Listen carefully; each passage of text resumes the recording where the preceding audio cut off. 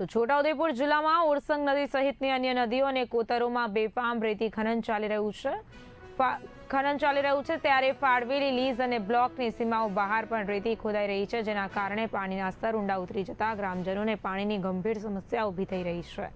સ્થાનિક લોકોનો આક્ષેપ છે કે તંત્ર માત્ર થોડા વાહનો પકડી અને સંતોષ માને છે, જ્યારે ધોળે દિવસે અને રાત્રે થતું રેતી ખનન તંત્રને દેખાતું નથી। આ મુદ્દે વોર્ડ ચીબડા ગાળવાનું શરૂ થયું છે। સાથે જ એવી ચર્ચા પણ ચાલી રહી છે કે હાલમાં ગેડિયા ગામે ગ્રામજનોએ નદીમાં ઉતરીને બેફામ થતું રેતી ખનન અટકાવ્યું હતું।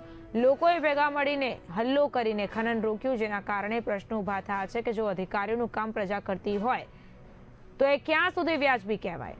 રેતી ખનનના પરિણામે પાણીના સ્તર ઊંડા ઉતરી જતા ઉનાળામાં ગ્રામજનોને પાણી મળતું નથી। ખેડૂતો અને કિનારાની પ્રજાને પાણીનો લાભ મળતો હતો, પરંતુ હવે પાણીની અછતને કારણે હાલાકી ભોગવવાનો વારો આવ્યો છે।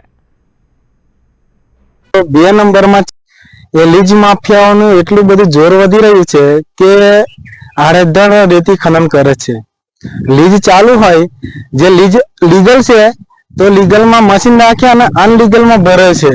પછી જ્યારે એવું લાગે કે કોઈ ખનિજ ખાન કે ગમે તે આવે તો મશીન હટાવી લે અને પછી જે ગયા પછી બીજા પાછા એમાં ભરવા બાજુ બહાર।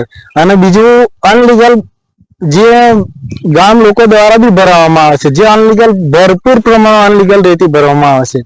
તો એ કઈ રીતના ભરવામાં આવે? અમારે અધિકારીઓને મારે જાણવું છે કે અધિકારીને જ્યારે ફોન કરવામાં આવે છે ત્યારે અધિકારી કલેક્ટરશ્રીને ફોન કર્યો પણ ઉપાડ્યો નહીં, જે મારી પાસે રેકોર્ડ છે। અને ગાંધીનગર જે ફોન કર્યો છે એ બી રિસીવ નહીં કરતા અને ખનિજ ખાન વિભાગમાં રિસીવ નહીં કરતા।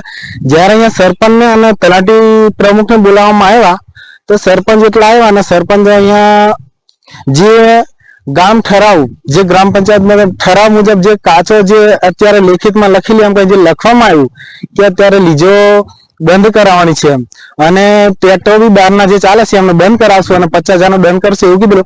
તેમ છતાં લીજ માફિયાઓ અને અમુક ગામના પણ આગેવાનો એમાં સામેલ હોય શકે, જેથી આ લીજો ચાલુ